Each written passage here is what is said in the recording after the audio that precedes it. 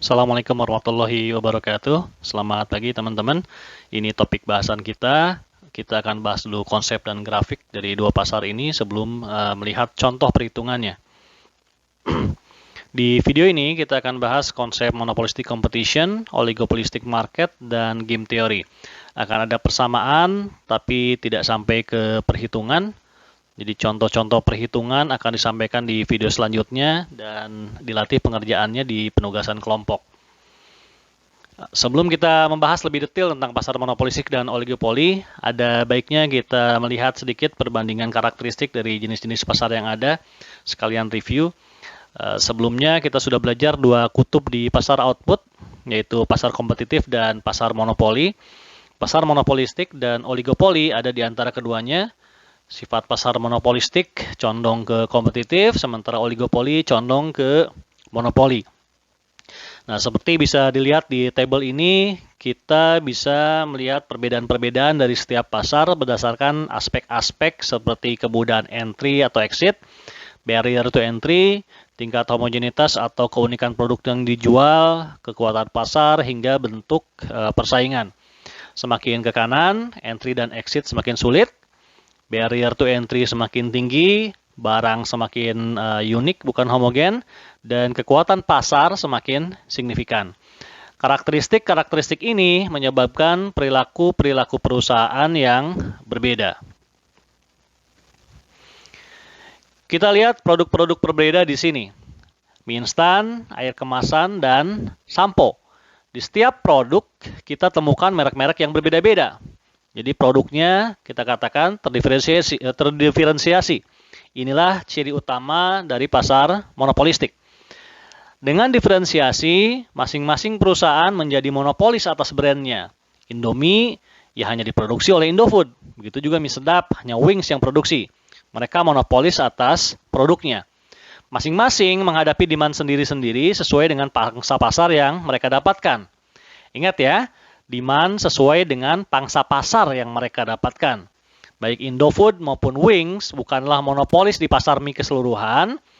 Jadi di pasar mie mereka bisa saling mensubstitusi satu sama lain. Cross price elasticity-nya dengan demikian pasti ada dan positif. Akibat kemampuan perusahaan monopolistik menjadi monopolis, mereka memiliki monopoli atau market power. Meski hanya atas permintaan mereknya dan meski kekuatan monopolisnya jauh lebih kecil daripada monopoli pasar.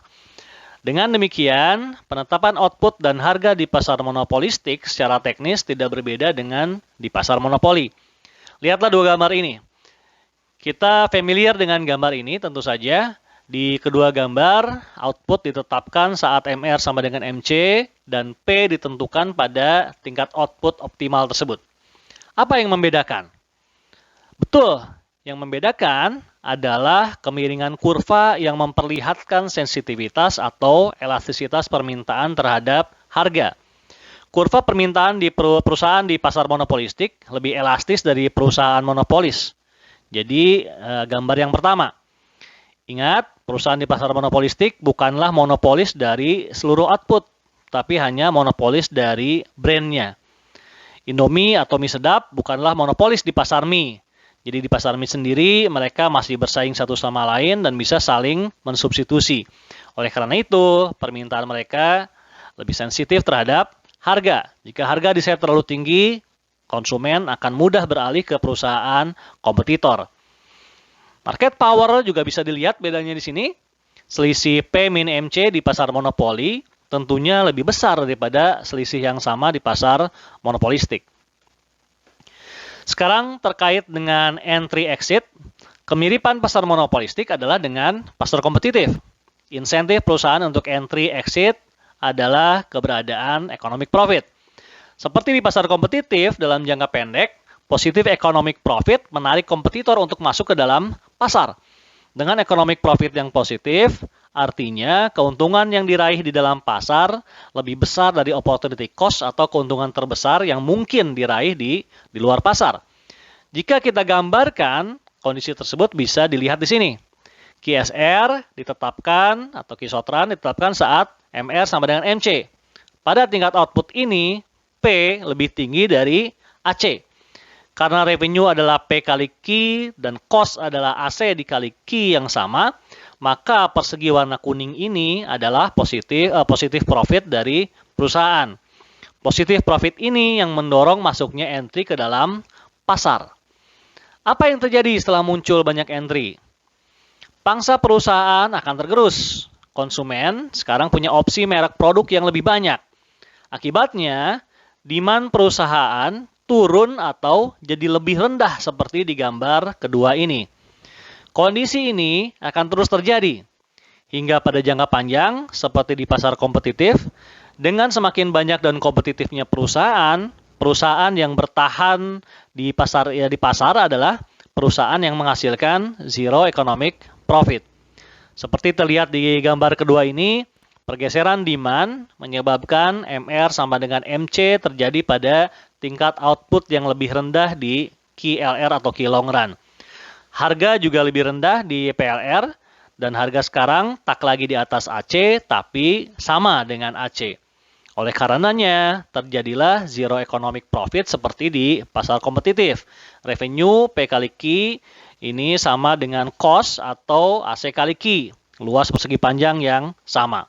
Dalam kondisi ini tidak ada lagi insentif bagi entry, tetapi juga tidak ada insentif bagi perusahaan untuk keluar dari pasar. Terakhir, kita evaluasi social cost dari pasar monopolistik. Ingat, chapter 10 kemarin, saat bahas monopoli dan monopsoni, untuk mengevaluasi social cost, lagi-lagi yang jadi pembanding adalah kondisi pasar terefisien, yaitu pasar kompetitif. Dari dua gambar ini, jelas mana yang di pasar kompetitif, mana yang di pasar monopolistik. Keduanya ada dalam kondisi jangka panjang. Harga atau P sama dengan AC. Jadi kita punya zero economic profit. Tapi di pasar monopolistik, output adalah pada MR sama dengan MC dan MR-nya lebih rendah dari P. Sementara di pasar kompetitif, MR sama dengan P sama dengan MC. Jadi seandainya perusahaan monopolistik menetapkan juga output di P sama dengan MC, maka outputnya akan lebih banyak. Kalau digambar ini lebih banyak dari QMC. Dan harga akan lebih rendah daripada PMC. Namun karena perusahaan monopolis tidak akan melakukan itu, maka konsumen akan worse off. Seperti analisis di pasar monopoli, surplus yang lebih banyak diterima perusahaan tidak mampu mengcover kerugian atau surplus konsumen yang hilang, serta kehilangan sebagian surplus perusahaan sendiri. Ada deadweight loss seluas area segitiga kuning ini. Inilah social cost di pasar monopolistik. Kabar baiknya adalah, pertama, tentu saja deadweight loss di pasar monopolistik tak sebesar deadweight loss di pasar monopoli. Dan kedua, deadweight loss di pasar monopolistik ini bisa jadi semakin kecil lagi atau bahkan terkompensasi penuh oleh keuntungan yang didapatkan konsumen akibat keragaman produk di pasar monopolistik. Oke, itu tentang pasar monopolistik ya. Silahkan ditonton ulang penjelasannya kalau kurang jelas. Kalau masih kurang jelas juga, feel free to ask. Berikutnya, kita bahas pasar oligopoli. Produk yang dijual di pasar oligopoli bisa yang bersifat homogen, seperti di industri kimia atau aluminium misalnya. Bisa juga produknya differentiated, seperti di pasar monopolistik. Airlines dan perusahaan seluler di Indonesia misalnya, ini memiliki produk yang terdiferensiasi. Yang paling mencirikan pasar ini adalah relatif sedikitnya jumlah perusahaan di dalamnya. Dan biasanya di dalamnya ada perusahaan-perusahaan besar yang mendominasi pasar. Sedikit dan kompetitifnya persaingan di pasar oligopoli adalah karena adanya natural dan juga artificial barriers to entry di pasar oligopoli. Barriers ini sedemikian signifikan sehingga menyulitkan perusahaan lain untuk masuk ke dalam pasar. Yang termasuk natural barriers misalnya adalah karakteristik economy of scale pada perusahaan di pasar oligopolistik. Biaya per unit perusahaan semakin turun dengan semakin banyak output yang dihasilkan. Jika kondisi skala ekonomi ini sudah dieksploitasi oleh perusahaan-perusahaan yang sudah ada, maka sulit bagi newcomers untuk bisa bersaing. Ia akan masuk ke pasar dengan harga yang tidak kompetitif. Kondisi skala ekonomi juga tidak akan menguntungkan jika perusahaan di dalam industri terlalu banyak. Dengan pangsa pasar yang nantinya terlalu kecil, perusahaan tidak bisa menghasilkan output dalam jumlah besar. Akibatnya, skala ekonomi yang ada tidak dapat dioptimalkan. Natural barriers yang lain adalah sunk cost yang tinggi untuk setup bisnis di dalam industri ini. Misalnya saja sunk cost yang dikeluarkan perusahaan untuk research and development atau R&D, penguasaan teknologi tertentu, dan biaya advertisement untuk mendapatkan name recognition dan market reputation. Biaya-biaya ini tidak bisa di-recover jika usaha perusahaan ternyata gagal. Lihat contohnya di industri mobil, pesawat terbang, chemical, atau farmasi misalnya. Biaya setupnya tentu tidak main-main, bisa jutaan dolar untuk R&D dan inovasi di teknologi. Jadi, risiko untuk join di pasar oligopolistik ini memang relatif tinggi. Nah, kemudian, apa artificial barriers di pasar oligopoli? Ini adalah barriers yang secara sengaja dibuat oleh perusahaan-perusahaan di dalam industri untuk mencegah masuknya entry. Perusahaan bisa menerapkan predatory pricing misalnya atau perang harga. Pernah terjadi kan di industri airline di Amerika misalnya, atau juga di industri seluler kita. Kadang predatory pricing ini tak hanya untuk mencegah entry, tapi juga untuk menendang kompetitor keluar dari pasar. Perusahaan di pasar oligopoli juga bisa mengeksklusifkan kontrak, paten, atau lisensi tertentu. Mereka juga bisa melakukan vertical integration, mengunci supplier bahan baku misalnya supaya hanya mensuplai ke perusahaannya saja. Umum terjadi kan? Beberapa perusahaan bisa juga merger supaya mereka makin kuat. Nah, kemudian bisa juga perusahaan melakukan advertising atau branding besar-besaran. Di awal-awal ini mungkin menjadi natural barrier. Tapi seiring berjalannya waktu, menjaga brand tetap kuat, terus diupayakan perusahaan untuk bisa mengunci customers mereka agar tetap loyal. Lihat Nike, Adidas, dan Under Armour di industri sport misalnya. Mereka adalah dominan player di dalam industri tersebut. Atlet-atlet terbesar direkrut oleh perusahaan-perusahaan ini. Messi, Ronaldo, misalnya LeBron James, Stephen Curry, Serena Williams, di-hire untuk terus mempertahankan strong brand mereka. Ini adalah contoh dari artificial barriers. Lalu apa yang dilakukan misalnya oleh Apple dan Samsung untuk merajai industri seluler? Pasar mereka bukan lagi pasar monopolistik, tapi oligopolistik. Produk kualitas tertinggi dari Apple dan Samsung tidak bersaing dengan produk-produk dengan level kualitas yang jauh di bawahnya. Penguasaan teknologi di awal kebesaran mereka mungkin adalah natural barrier dalam industri seluler. Tapi bagaimana keduanya terus berinovasi menciptakan teknologi-teknologi baru adalah bentuk artificial barrier yang membuat kompetitor baru semakin sulit menyaingi mereka. Jadi kedua perusahaan ini bermain di kelas atas, yang saat bermain di kelas atas mereka ada di pasar oligopoli, dan yang lain di kelas bawah, itu mereka cenderung berada di pasar monopolistik. Apa implikasi dari sedikitnya perusahaan di pasar oligopolistik? Nah, kita sudah melihat betapa banyak artificial barriers yang dibuat oleh perusahaan oligopoli, dan dengan sedikitnya perusahaan, persaingan jadi semakin ketat. Kemudian perusahaan-perusahaan juga menjadi interdependent. Strategi usaha setiap perusahaan menjadi saling mempengaruhi satu sama lain. Oke, saat ini kita tidak akan membahas Cournot, Stackelberg, atau Bertrand model. Karena kita bicara konsep, Kinked Demand Curve ini mungkin bisa menjadi ilustrasi yang baik terkait kondisi persaingan di pasar oligopolistik. Dengan market power yang dimiliki perusahaan oligopoli, mereka menetapkan output saat MR sama dengan MC. Dan dengan tingkat output tersebut, harga ditetapkan. Namun yang perlu diperhatikan di sini, demand kinked atau patah di tingkat harga P-start. Sehingga MR perusahaan pun jadi memiliki patahan seperti ini. Ada MR yang mengikuti demand saat harga lebih besar dari P-start. Ada MR di titik permintaan saat harga sama dengan P-start. Dan ada MR yang mengikuti kurva demand saat P-nya lebih kecil dari P-start. Kinked demand terjadi karena setiap perusahaan berusaha mengantisipasi apa yang dilakukan kompetitornya. Di kasus ini, jika harga ditetapkan di atas P-start, kompetitor tidak akan mengikuti, sehingga perusahaan akan kehilangan pangsa pasarnya. Oleh karena itu, demand di atas P-Start jadi lebih elastik. Harga naik sedikit, perusahaan akan banyak kehilangan konsumen. Sebaliknya, jika harga ditetapkan di bawah P-Start, kompetitor akan mengikuti. Akibatnya, kenaikan permintaan tidak akan sebesar yang diharapkan. Makanya kurva permintaannya sekarang lebih inelastik. Dengan kink demand ini, maka seandainya marginal cost perusahaan naik dari MC ke MC prime, perusahaan oligopolis akan tetap menghasilkan output di Q-Start dan menetapkan harga di P-Start.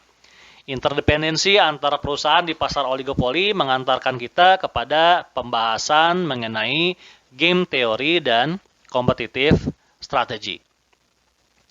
Kita berusaha memahami bagaimana perusahaan di pasar oligopoli memilih strategi dan aksi terbaik dengan memperhatikan strategi dan aksi terbaik yang dilakukan oleh kompetitornya. Pengambilan strategi oleh perusahaan-perusahaan ini bisa menghasilkan equilibrium di pasar oligopoli jika tidak ada kondisi lebih baik lagi yang memungkinkan untuk dicapai oleh kedua belah pihak. Equilibrium yang dihasilkan dalam situasi ini dinamai Nash equilibrium. Kita akan membahas game teori sederhana. Untuk memahaminya, beberapa terms berikut mungkin perlu dipahami terlebih dahulu. Pertama, tentunya ada game, karena kita bicara game teori, dan game ini memiliki unsur strategic decision, karena ada pertimbangan aksi-reaksi dari masing-masing pihak. Game bisa bersifat kooperatif dan non-kooperatif, memungkinkan atau tidak setiap pihak untuk bekerja sama. Kemudian juga game bisa terjadi berulang-ulang atau repeated seperti kondisi real di pasar oligopoli. Artinya strategi setiap pihak mungkin bisa berubah-ubah mengikuti perkembangan kondisi yang ada atau setelah melihat hasil yang mereka dapatkan di pasar. Satu perusahaan bisa mengubah strateginya di waktu yang akan datang, demikian pula dengan perusahaan lain kompetitornya. Sementara dalam sequential game, perusahaan tidak mengambil strategi secara bersamaan. Jadi ada yang bergerak lebih dahulu, kemudian ada yang mengikuti, seperti di Stackelberg model. Nah, di semester ini kita hanya membahas non-cooperative game tanpa repeated dan sequential. Kita akan bandingkan payoff atau hasil yang diperoleh dari setiap strategi yang dipilih. Dan optimal strategi akan terjadi saat seorang player mampu menghasilkan payoff yang terbaik. Oke, kita mulai dengan pilihan strategi yang paling mudah. Pertama, pastikan matrix payoff ini bisa dipahami. Jadi di kasus pertama ada dua pilihan strategi bagi firm A dan firm B, yakni advertise dan don't advertise. Di kolom pertama dan baris pertama ada angka 10 dan 5 yang menunjukkan bahwa payoff bagi firm A adalah 10, payoff bagi firm B adalah 5. Ini terjadi saat kedua perusahaan sama-sama memilih strategi advertise. Jika firm A advertise, firm B don't advertise, maka payoff firm A dan B adalah baris pertama dan kolom kedua, yaitu 15, 0. 15 payoff untuk firm A dan 0 payoff untuk firm B. Kalau sudah bisa memahami ini, maka pertanyaannya, mana strategi yang paling menguntungkan bagi firm A dan firm B? Untuk firm A, kita bandingkan angka pertama payoff di baris pertama dan baris kedua, yaitu membandingkan payoff jika firm A advertise dan payoff jika firm A don't advertise. Nah, kita bisa lihat saat firm B advertise, payoff firm A lebih besar kalau dia memilih juga advertise, yakni 10 banding dengan 6. Saat firm B don't advertise juga sama, payoff firm A akan lebih besar kalau dia memilih advertise, yakni 15 versus 10 di sini. Ini artinya, apapun strategi yang dipilih firm B, payoff firm A selalu lebih tinggi kalau dia memilih strategi advertise. Dalam kondisi ini, dapat dikatakan bahwa firm A memiliki dominant strategi. Dominant strateginya adalah advertising. Bisa dikatakan pula bahwa dominated strategies firm A adalah don't advertise. Karena strategi ini selalu lebih buruk bagi firm A terlepas dari apapun strategi yang dipilih oleh firm B. Dominated strategies adalah strategi yang harus segera dibuang oleh perusahaan. Bagaimana dengan firm B?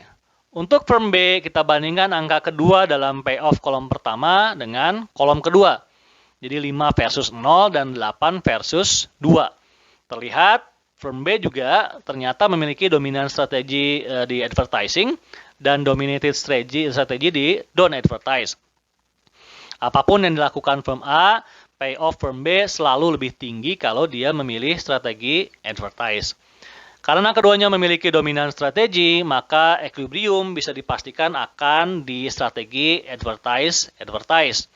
Equilibrium ini dikatakan juga sebagai Nash equilibrium karena bisa dicapai setelah masing-masing perusahaan firm mengambil strategi dengan memerhatikan strategi yang dapat diambil oleh firm lainnya.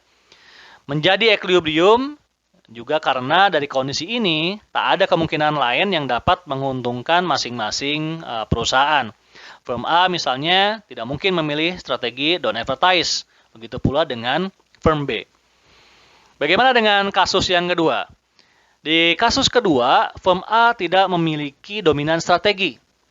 Jika firm B advertise, firm A better off dengan memilih strategi advertise. Namun jika firm B don't advertise, yang menguntungkan buat firm A juga adalah don't advertise. Meski demikian, jika melihat payoff matrix firm B tetap memiliki dominan strategi advertise seperti sebelumnya. Mengetahui ini dan dengan asumsi bahwa firm B rasional, jelas firm A akan memilih strategi advertise juga, karena itu strategi yang paling menguntungkan.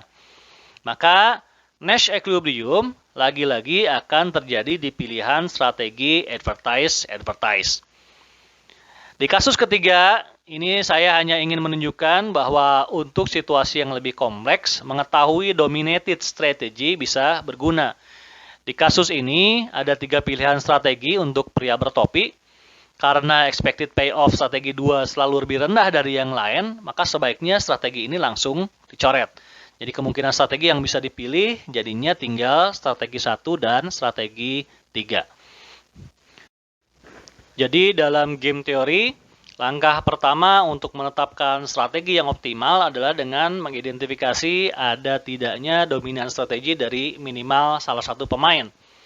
Meski demikian, ada kondisi-kondisi lain yang perlu kita perhatikan seandainya pilihan strategi yang ada adalah untuk menghindari kerugian yang lebih besar.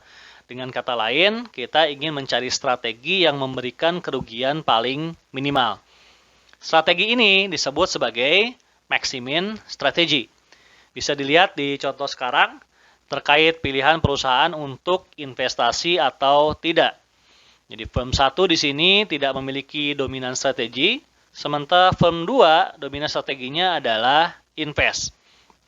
Dengan anggapan bahwa firm 2 akan bertindak rasional, yaitu memaksimalkan payoff-nya, maka respon strategi terbaik bagi firm 1 adalah ikut melakukan investasi juga. Sehingga payoff-nya ada di kolom kanan bawah, yaitu di angka 20-10. Seperti di kasus sebelumnya, ini bisa menjadi Nash equilibrium. Pilihan strategi mungkin berbeda jika ada kemungkinan bahwa firm 2 tidak bertindak rasional. Lihat, apa yang terjadi pada firm 1 jika firm 2 justru memilih don't invest alias tidak mengambil strategi dominannya. Seandainya firm 1 memilih invest seperti tadi, maka dia akan merugi hingga min 100. Sementara firm 2 mendapatkan payoff lebih kecil, tapi dia tidak merugi, ini semua sama dengan payoff-nya sama dengan 0. Dalam situasi ini, firm 1 bisa menggunakan maximin strategi. Tujuan strateginya bukan lagi mencari payoff terbesar, tapi mencari kerugian terkecil. Dengan maximin strategi, maka pilihan teraman bagi firm 1 adalah dengan memilih don't invest. Meski tak ada kemungkinan bagi firm 1 untuk mendapatkan payoff, tapi maksimal kerugian yang mungkin dia derita hanya sebesar 10, bukan 100. Nah, seandainya firm 1 bisa memperkirakan probabilitas firm 2 untuk rasional dan tidak rasional, pilihan maksimin strateginya bisa ditentukan juga dengan menghitung expected payoff.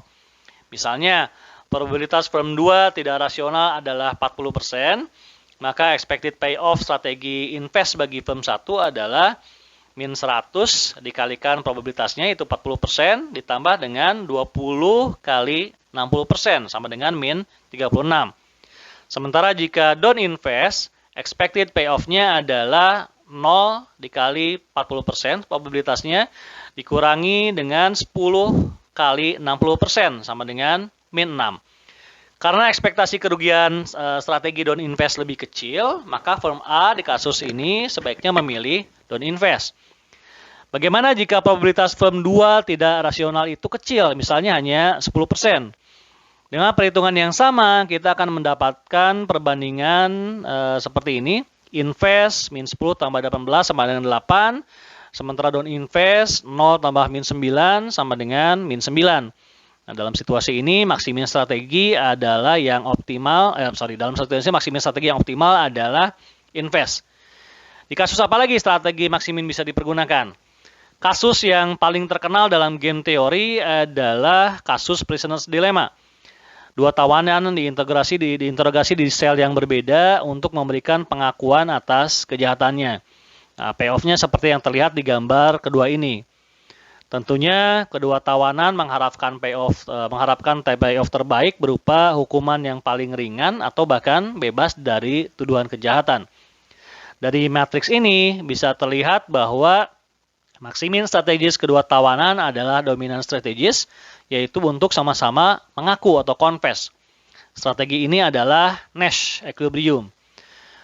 Payoff di pojok kanan bawah ini sebenarnya memberikan best outcome buat keduanya. Tapi tak akan dipilih karena apa? Karena risikonya besar jika lawannya ternyata malah confess. Ini pula yang mungkin terjadi dalam kartel atau pilihan untuk menyiapkan persenjataan untuk perang dan tidak perang. Best outcome dari kartel adalah jika semua anggota kartel stick to the quota. Best outcome dari negara dalam gencatan senjata adalah untuk sama-sama tidak menyiapkan persenjataan perang. Jadi berharap damai. Sayangnya, best outcome itu bukan Nash equilibrium. Pada kartel, keuntungan besar dari memproduksi melebihi kesepakatan kuota memberikan insentif yang sangat besar buat setiap negara melakukan cheating. Karena setiap negara berpikiran bahwa negara lain akan produksi over kuota, maka kecenderungannya semua negara akan memilih untuk produksi over kuota juga. Maka strategi over kuota dari setiap negara menjadi Nash equilibrium. Demikian pula dengan negara dalam gencatan senjata tadi. Karena dikhawatirkan negara lawan justru mempersiapkan peperangan, maka pilihan strategi yang rasional bagi setiap negara adalah menyiapkan persenjataan untuk perang. Maka hasil akhirnya equilibriumnya adalah perang, bukan damai.